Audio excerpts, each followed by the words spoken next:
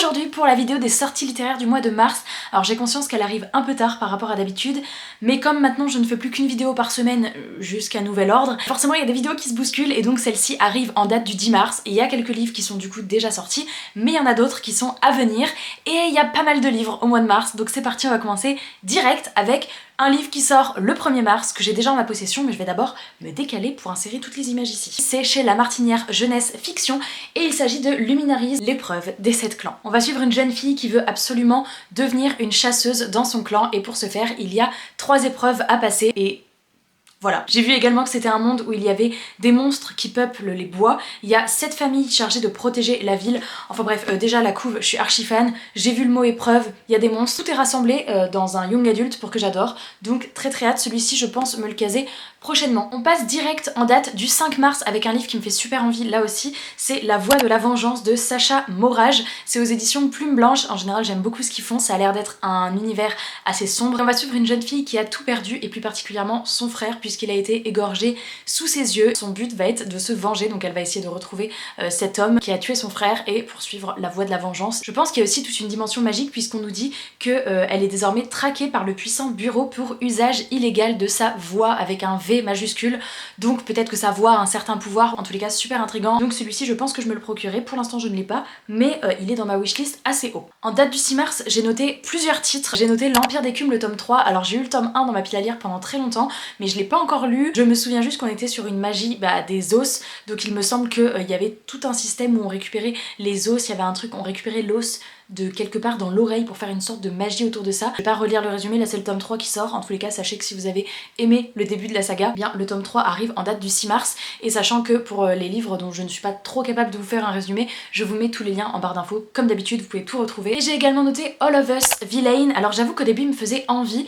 et puis les avis étaient pas foufou, donc finalement je me le suis pas procuré, à voir si les avis de ce tome 2 finalement me donnent envie de foncer vers cette saga. On nous dit que quand s'élève la lune de sang, le tournoi d'Ilvernat peut commencer, donc tournoi, épreuve, et c'est pour ça que ça me faisait super envie. Donc à chaque génération, les 7 familles fondatrices de la ville doivent fournir un champion qui va donc participer à ce tournoi. Et clairement c'est la lutte jusqu'à la mort, et il y a de la magie, donc forcément on est là encore dans un pitch qui me parle énormément.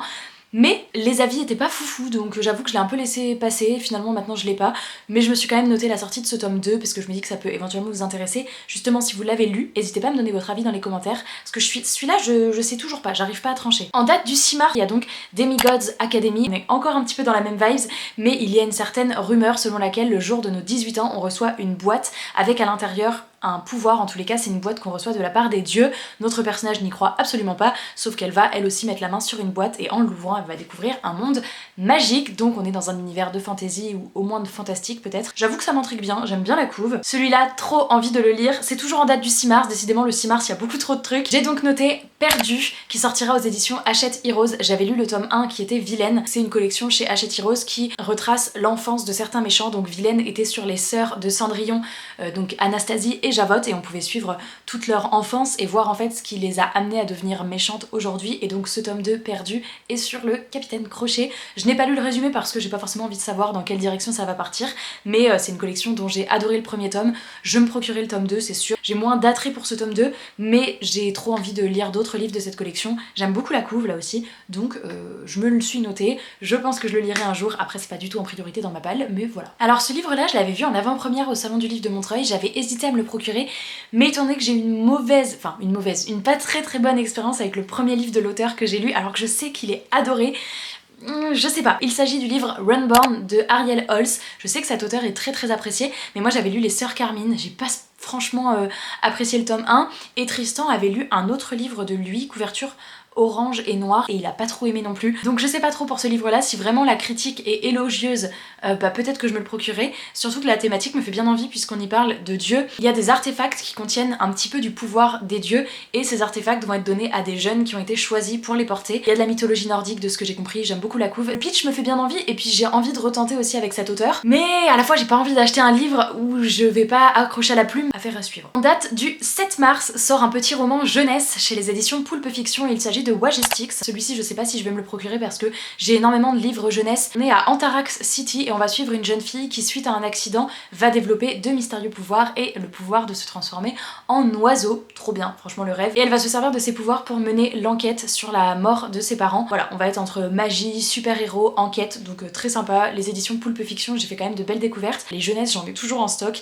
donc j'évite d'en acheter encore plus. Mais en tous les cas, ça a l'air assez sympa. J'ai reçu de la part des éditions Lumen un livre qui sort en date du 7 mars, aussi en jeunesse, et il s'agit de Stitch. J'aime beaucoup cette couverture, le bleu et le vert comme ça, c'est trop joli. Et je n'ai pas lu le résumé, mais je sais juste qu'on est dans une sorte de réécriture du mythe de Frankenstein. Ça se devine un petit peu à la couverture. Tristan l'a lu, il a trouvé ça très chouette. Donc Tristan lit peu de jeunesse, donc je me dis si lui il a kiffé celui-là, moi je pense que je vais aimer aussi. Il y a des petites illustrations à chaque fois en début de chapitre, voilà, c'est en jeunesse qui se lira assez vite. Parfait pour un 7 jours 7 livres, je pense le sortir prochainement, peut-être plus cet été, mais voilà. En date du 7 mars toujours, il est dans ma bibliothèque, dans le salon, mais je vous l'ai montré dans ma dernière vidéo où je construisais ma nouvelle bibliothèque. J'ai reçu le tome 2 des Monstres de papier. Le tome 1 avait été mitigé pour moi, c'est-à-dire que ça partait très bien sur la première moitié, j'adorais, et la deuxième ça a été un peu décrescendo. À la fin du tome 1, j'étais un peu en mode, je sais pas si je lirai la suite, mais ça m'intrigue quand même. Je sais pas, j'attends les avis. Si je vois vraiment des super avis sur ce tome 2, je foncerai. On verra, j'ai pas mieux à dire. On avance un petit peu dans le mois de mars puisqu'on arrive en date du 13 mars avec le tome 2 de 6 couronnes écarlates. Alors le tome 1 est toujours dans ma palle et je ne l'ai pas lu. En fait, il me faisait tellement envie quand je l'ai acheté et Tristan l'a lu et il a bof aimé. C'est le moment de me motiver dans les commentaires si vous l'avez lu et kiffé parce qu'il faudrait que je le sorte. Enfin, le pitch, je suis sûre de le kiffer. On était dans un monde où on allait suivre une jeune fille qui avait un pouvoir ancestral assez puissant, tout comme sa belle-mère, mais a priori c'est un pouvoir qu'il faut garder secret. Sa belle-mère, ayant peur qu'elle révèle le secret, eh bien elle lui a jeté une malédiction, hyper cool la belle-mère. Si la jeune fille prononce un seul mot, eh bien l'un de ses 7 frères décède, donc à chaque mot prononcé, l'un de ses frères meurt. Cette magie, malédiction, etc., ça me fait trop envie.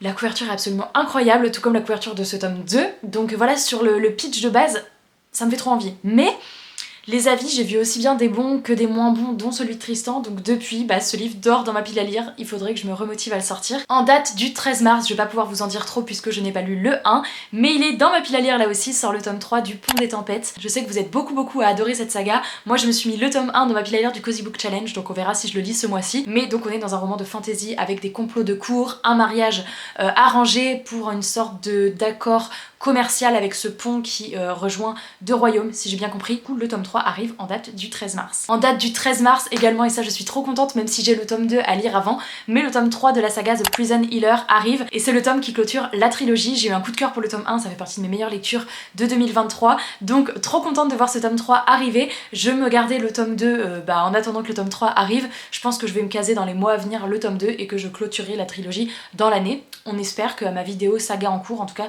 j'aurai lu plus que le tome 1, au moins le tome 2, parce que d'ici cet été je suis pas sûre de lire le 2 et le 3 quand même. J'espère avoir au moins lu le tome 2 et que le tome 3 m'attende sagement dans ma palle. Alors celui-ci j'ai lu le résumé parce que De Saxus me l'a proposé en SP, mais je l'ai pas pris pour l'instant parce que j'ai peur que ce soit trop fantasy adulte pour moi. Après je pense que Tristan pourrait le lire avant, mais j'avoue qu'il me fait pas mal envie. C'est Les 7 saints sans visage, donc publié chez De Saxus, et de ce que j'ai compris on est dans un fantasy assez sombre, assez dark, donc avec de la magie évidemment, une histoire de dieu, il y a aussi des meurtres, ça a l'air assez dense d'un point de vue royaume, d'un point de vue nom, etc. Enfin d'un point de vue univers. On va suivre 2 personnages qui vont être forcés de faire équipe pour démasquer un meurtrier. En tout cas nos personnages vont essayer de détruire le mal avant que ce mal détruise la ville, donc je sais pas trop exactement dans les faits ce que ça donne, mais écoutez je pense que pour celui-ci j'attendrai vraiment les premiers avis parce que De Saxus c'est un peu soit ça flop soit c'est un top, donc je vais attendre de voir les premiers avis et si vraiment cette saga est encensée par la critique, eh bien je me le procurerai peut-être. Le 14 mars, trop hâte puisque j'avais adoré le tome 1 que j'avais lu l'année dernière, sort le tome 2 de Furia Perfax chez Gallimard. On va donc suivre le personnage de Furia. On pouvait déjà trouver dans la saga l'anti-magicien, alors moi j'avais pas lu la saga de l'anti-magicien sauf le tome 1 que j'avais bien kiffé, mais après j'ai jamais continué parce que je les ai pas en papier, mais du coup Furia était un personnage de cet univers, sachant qu'on peut lire la saga Furia Perfax sans avoir lu l'anti-magicien, donc comme moi, puisqu'on est vraiment là sur une histoire centrée sur le personnage, et c'était tellement cool que du coup j'ai trop hâte que ce tome 2 arrive. Tristan voudrait aussi le lire puisque il a adoré aussi Furia Perfax. Le tome 2 arrive le 14 mars et c'est sûr que celui-là on va se le procurer. Alors même si moi je ne lis pas la saga, j'ai lu le tome 1 mais ça fait pas partie du tout de mes sagas préférées, donc je n'ai pas continué la saga, mais je donne l'info parce que je sais que vous êtes beaucoup à adorer Marie Réplin et La Carte des Confins. En date du 28 mars, donc là on se rapproche de la fin du mois, sort le tome 3 de La Carte des Confins, donc de Marie Réplin, cette histoire de pirate mais avec aussi une romance. Je sais que vous êtes beaucoup à attendre cette sortie, donc eh bien sachez que le tome 3 arrive. Il me semble que c'est le tome qui clôture la saga, je veux pas dire de bêtises étant donné que je suis pas hyper connaisseuse sur cette saga. Et en date du 28 mars également je me suis noté ce livre même si c'est une romance parce que j'ai lu Love Hypothesis de cette même autrice, et donc là sort Check and Mate. On est sur une romance de Ali Hazelwood dans l'univers, j'imagine, des échecs, enfin genre ça se voit à la couve et puis au titre, et j'en sais pas plus. J'ai pas lu le résumé, mais normalement celui-ci je vais le recevoir, et je pense que pour l'été je vais me le caser parce que j'ai lu une autre romance d'elle l'année dernière et que j'ai plutôt bien aimé, donc celui-ci je tenterai également cet été, et j'aime beaucoup la couve, j'avoue que j'aime bien, ça fait très printanier, très été, j'aime bien, même si je déteste les échecs, genre vraiment, autant j'adore les jeux de société, autant les échecs, jamais réussi, je j'aime pas du tout. Enfin mon dernier repérage du mois de mars, c'est Croc de loup, le tome 2. Alors je me suis acheté le tome 1 à Montreuil cette année, et du coup bah voir que le tome 2 arrive, c'est cool. Là on est dans un petit univers de fantasy jeunesse, je ne l'ai pas encore lu donc je peux pas vous dire plus que ça, mais sur la couve on voit tellement de personnages, un peu comme des personnages de contes, j'ai l'impression, le loup, des princesses, etc. Enfin du coup je ne l'ai pas lu, mais Arnaud Druel est assez apprécié, donc j'ai hâte aussi de voir la manière dont il écrit. Je vous mets comme d'habitude tous les résumés en barre d'infos, mais sachez que si vous avez kiffé ce tome 1, et bien le tome 2 arrive à la fin du mois de mars. Je sais pas du tout combien il y aura de tomes, en tout cas c'est des livres assez courts puisque c'est vraiment de la jeunesse, donc voilà, trop hâte, et je me dis que c'est l'occasion de tenter le tome 1 puisque le tome 2 arrive. Voilà, du coup plein de sorties qui me donnent trop envie, certaines que j'ai déjà, d'autres dont je vais attendre les premiers retours avant de savoir si je vais me jeter dessus, certaines que j'ai plus repérées pour vous parce que moi je pense que je me les procurerai pas. En tous les cas n'hésitez pas à me dire dans les commentaires quelles sont vous les sorties que vous attendez avec beaucoup d'impatience, ou même celles que vous avez déjà achetées puisqu'on est déjà bien avancé dans le mois. Et puis bah voilà, je vous remercie d'avoir regardé cette vidéo jusqu'au bout, je vous attends dans les commentaires, je vous fais plein de gros bisous, je vous souhaite de belles lectures et je vous dis à très bientôt dans une prochaine vidéo. Ciao!